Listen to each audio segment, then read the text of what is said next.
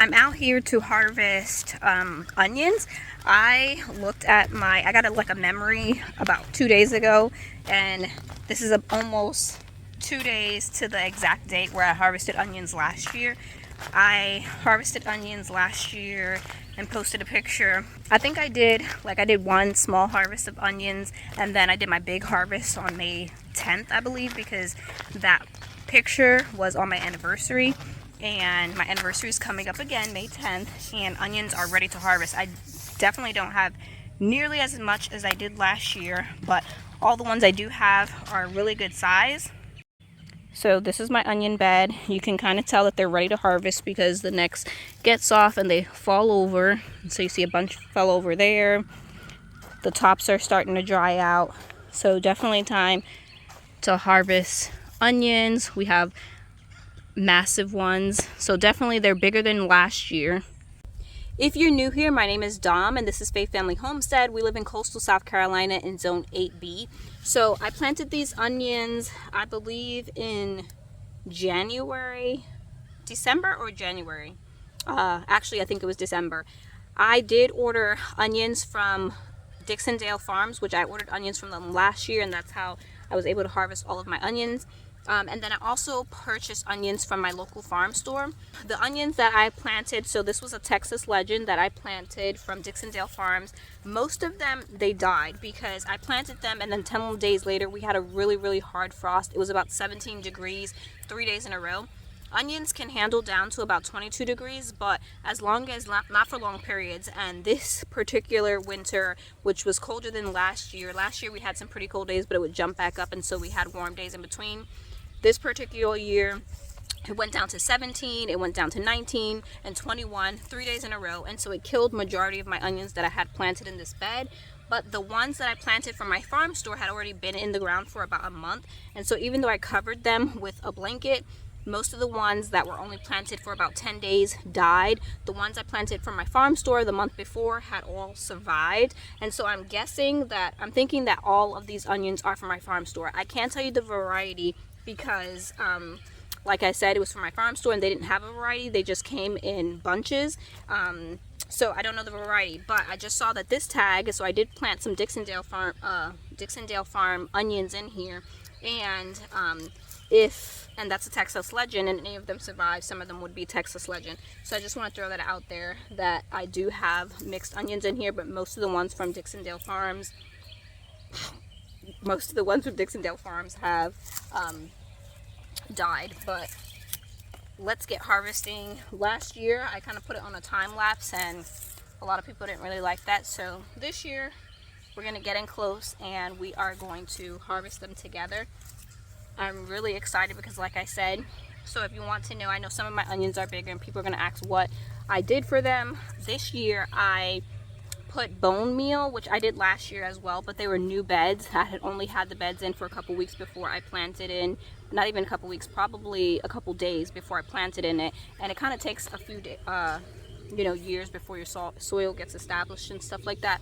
And so I'm guessing, since this is the second season that I'm growing in this soil, that had something to do with it.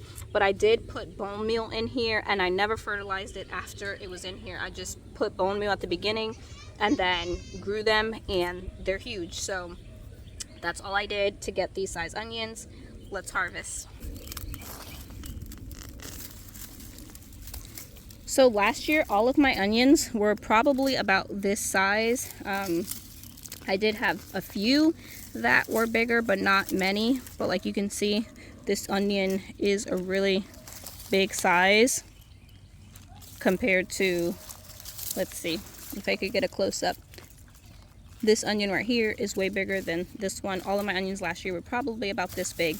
So even this one onion is bigger than the ones I got last year, which last year I did plant way more, so 540, and I still do have about 2 Ziploc bags worth of chopped onions in my freezer, so that is nice. So even though I don't know why I pulled that, I could have left that one in there. This is definitely ready. It's soft and squishy at the top. There's no more nutrients, so that one's definitely ready. And I'm going to sit these inside of my, move kitty. I'm going to sit these inside of my sunroom so that they can cure. You want to let them cure, which dry out for about 3 weeks. And I'm harvesting these before it rains. It's supposed to rain here in a bit, and so I'm trying to get these onions out. So even though that's tiny, you see how like the top is all bent over, meaning it's done.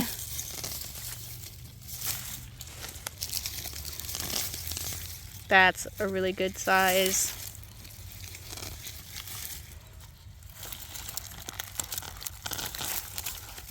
That's massive.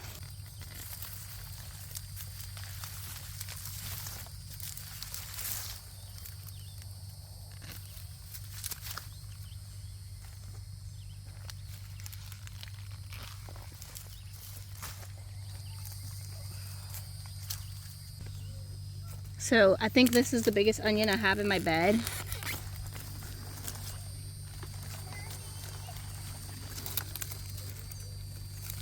And if I'm not mistaken, I think this one is actually from Dixondale Farms, and I'll throw up the name if I remember what it is, because I did order some ones that were more flat and stubby than big and circular.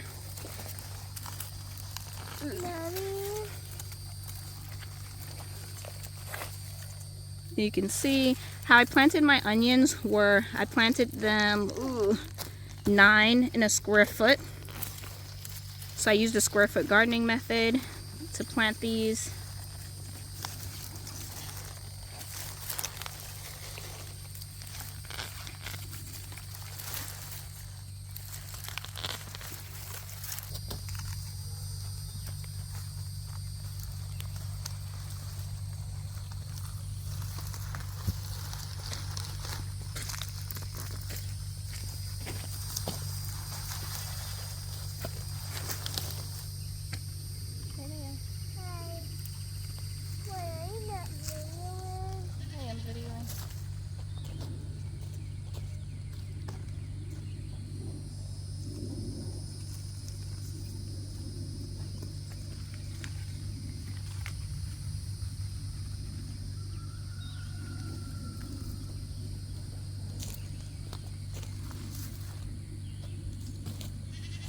I just found this tag, so I planted, this was called a 1015Y Texas Super Sweet, so that was another one that I planted from Dixondale Farms.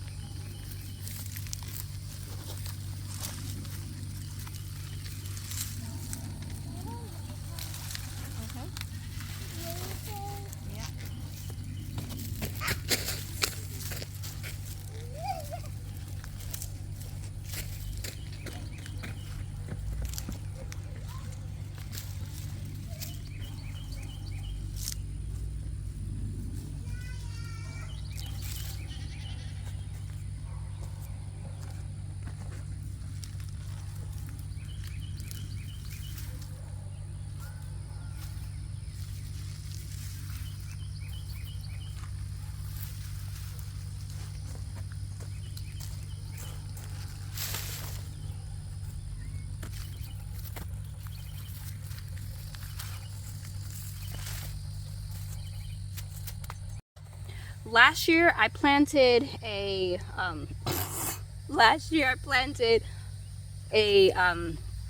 she's distracting me. I planted a, what is it called, like a wildflower mix, and so you see that there's bells of Ireland here and there's poppies. I didn't plant that this year, but they overwintered and then they started germinating once it got like cool enough, the perfect time for them.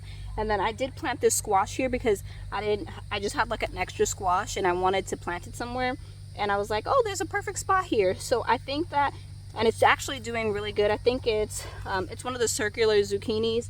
It's doing really well, and so I'm thinking, since I got all of these onions out of this bed, I'm actually going to flip this and then turn this into a squash bed, since there's already one squash here, and kind of just grow some more squash in this bed, because the squash that I planted inside of my forever garden beds that was like new soil, and they don't seem to be doing that as well as this one. And I planted it the same day. This one's super green and lush, and it likes the soil, where the ones over there I'll show you are like yellowing and not doing as well. So these are the same squash, and like I said, you can see they're the same circular squash, but you can see that they're already starting to yellow because these are new beds that I put in this year, and I use compost and kind of topsoil from the store bag topsoil. So I might end up taking out all of these plants, adding a bag of potting soil on top, and then replanting those squash just so that they could do better. But for now, oh, I just saw, I got distracted by seeing cantaloupes that have germinated. So these are all of the onions. This one had 2 onions growing next to each other, so they're kind of stuck. But you can see I got a lot of good size, so this is the biggest one. But a lot of good size onions. So I'm really happy. So I am going to count how many onions. I'm going to try to also like separate them from like big, medium, and smaller ones. So my cat Shadow is trying to be in every shot.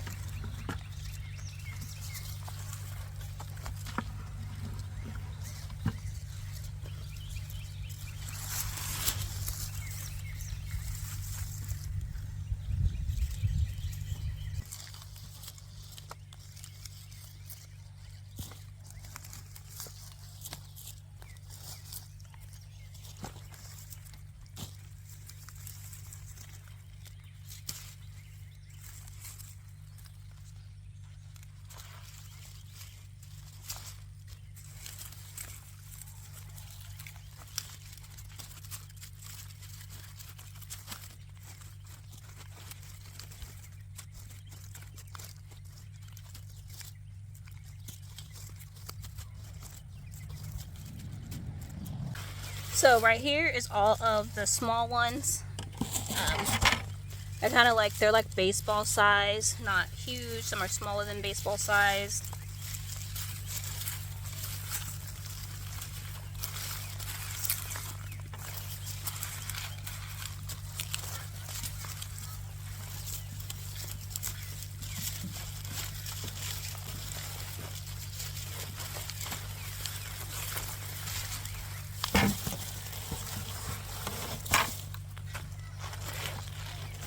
So I have about 28 small ones.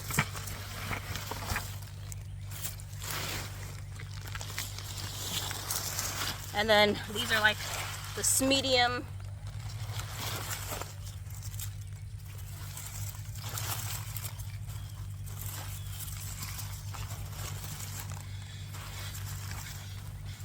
So there's 11 of this mediums.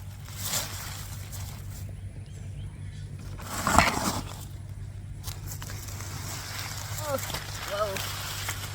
Then these are all the giant ones. 2, 3, 4, 5, 6, 7, 8.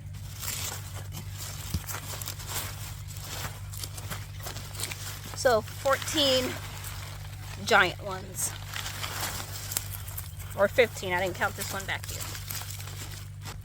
So last year I just took all of my onions, brought them inside of my house. I'm going to do that again and just kind of like spread them out on top of my deep freezers, make sure I didn't need anything out of them for a couple weeks, and then let them cure.